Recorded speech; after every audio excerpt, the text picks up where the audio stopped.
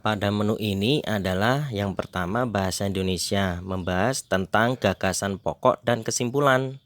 Yang kedua yaitu IPA, tentang tumbuhan generatif dan vegetatif.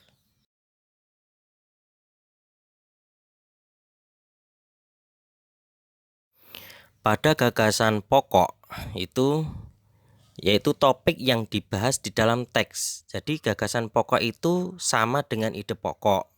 Nah, cara menentukannya yang pertama membaca dengan cermat, kemudian menentukan kalimat pokok paragraf, yang selanjutnya menentukan gagasan pokok paragraf dengan menjawab apa yang sedang dibahas.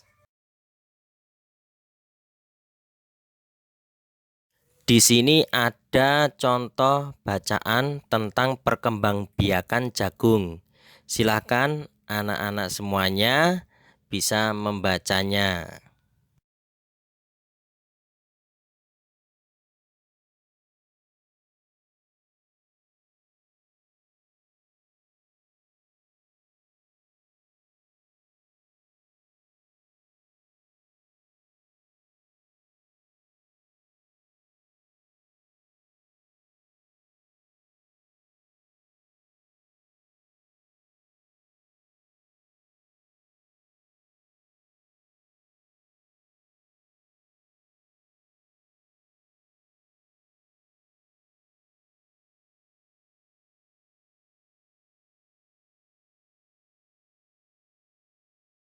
Nah, dari bacaan yang sudah anak-anak baca tadi, sekarang kita menentukan gagasan pokoknya.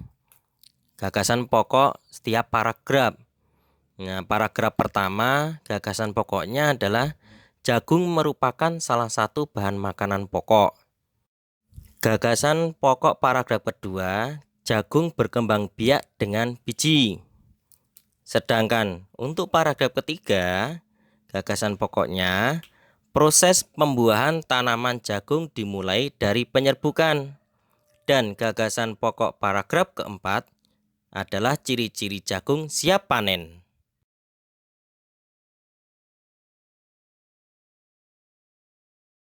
Selanjutnya tentang membuat kesimpulan. Sebelum kita membuat kesimpulan, di situ ada penjelasan bahwa kesimpulan itu adalah inti atau garis besar suatu teks. Cara menentukan kesimpulan yaitu dengan membaca teks secara keseluruhan, kemudian menemukan informasi penting, selanjutnya menghubungkan gagasan pokok dengan informasi penting. Nah, untuk ciri-ciri kesimpulan yang baik adalah yang pertama, merupakan inti dari sebuah teks, menggunakan kosakata baru, dari khusus ke umum, berisi pesan atau informasi ke pembaca, dan berdasarkan gagasan pokok dan informasi dengan kalimat sendiri.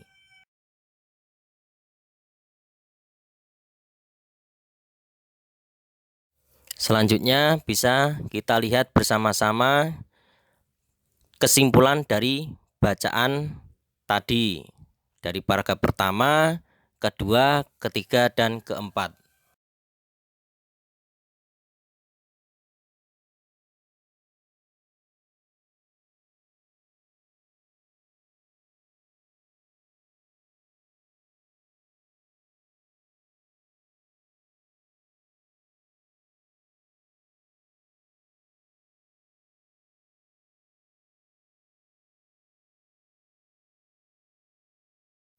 Nah, untuk selanjutnya ini adalah kesimpulan teks, sedangkan tadi kan kesimpulan per masing-masing paragraf.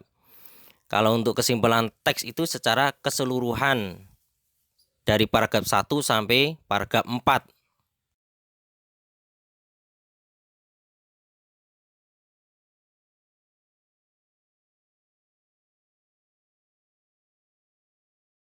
Perkembangbiakan dibagi menjadi dua, yaitu perkembangbiakan generatif dan perkembangbiakan vegetatif. Bedanya adalah yang generatif secara kawin, yang vegetatif secara tak kawin.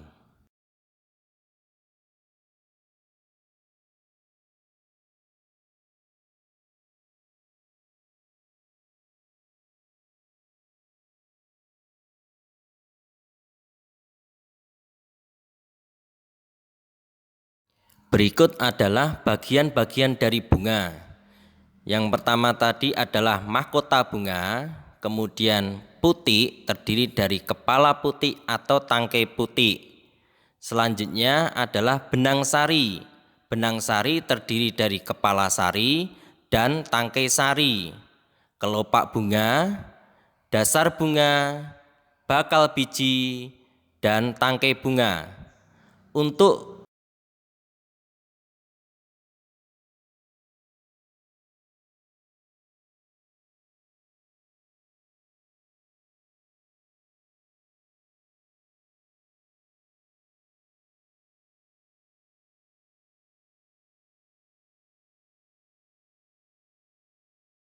jenis-jenis bunga berdasarkan kelengkapan ada 2. Yang pertama berdasarkan kelengkapan alat perkembangbiakan, itu ada bunga sempurna dan bunga tidak sempurna.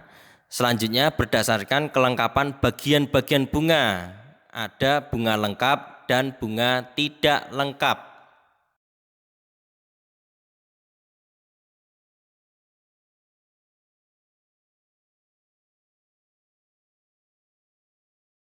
Perkembangbiakan generatif ditandai dengan penyerbukan, yaitu peristiwa menempelnya serbuk sari di kepala putik.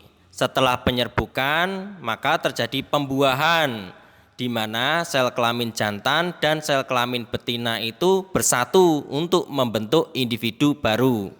Nah, hasil pembuahan yaitu zigot, kemudian menjadi embrio, menjadi biji, selanjutnya menjadi tumbuhan baru.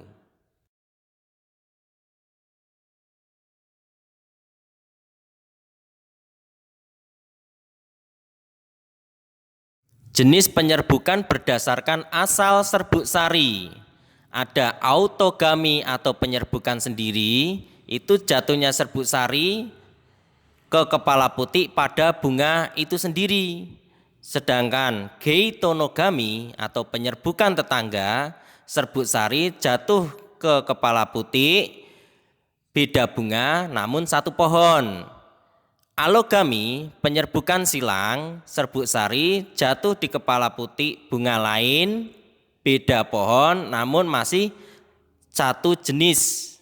Selanjutnya hibridogami adalah serbuk sari jatuh di kepala putik bunga yang berasal dari tumbuhan yang berbeda jenis.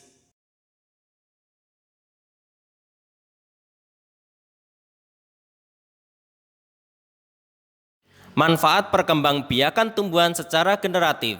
Tumbuhan berumur lebih lama. Tumbuhan baru akarnya kuat. Biaya mengembangbiakannya murah, menghasilkan varietas baru dengan menyilangkan.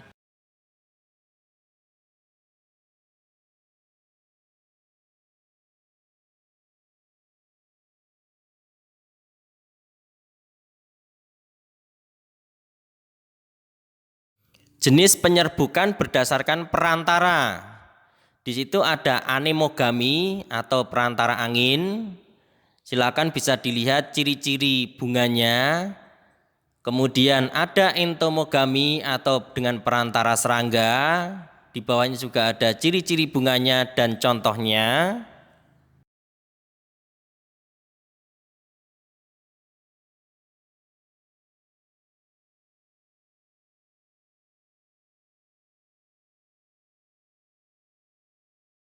Kemudian antropogami atau dengan perantara manusia. Dan terakhir adalah hidrogami dengan perantara air.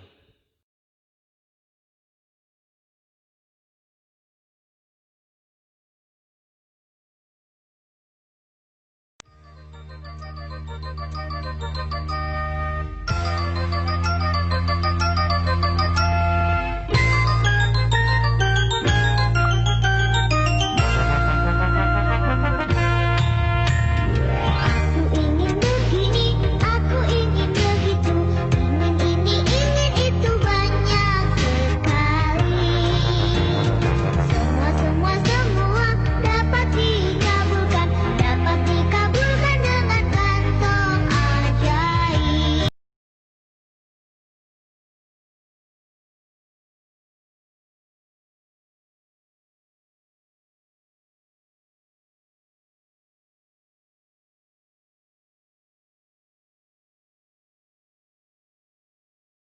Perkembangbiakan vegetatif ada dua, yaitu vegetatif alami maupun vegetatif buatan.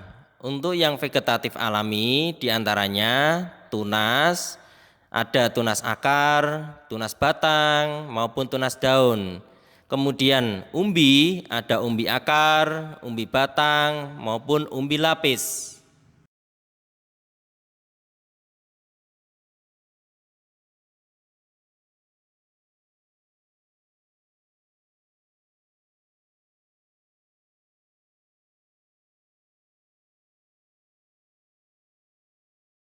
Selanjutnya ada spora, geragih atau stolon, dan akar tinggal.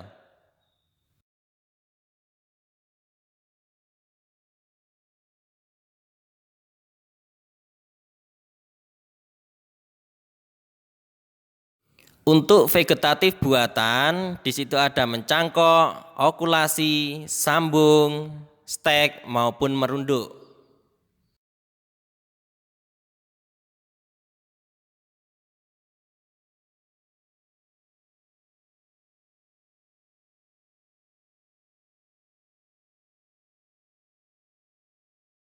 Nah, di sini saya tampilkan manfaat perkembangbiakan secara vegetatif.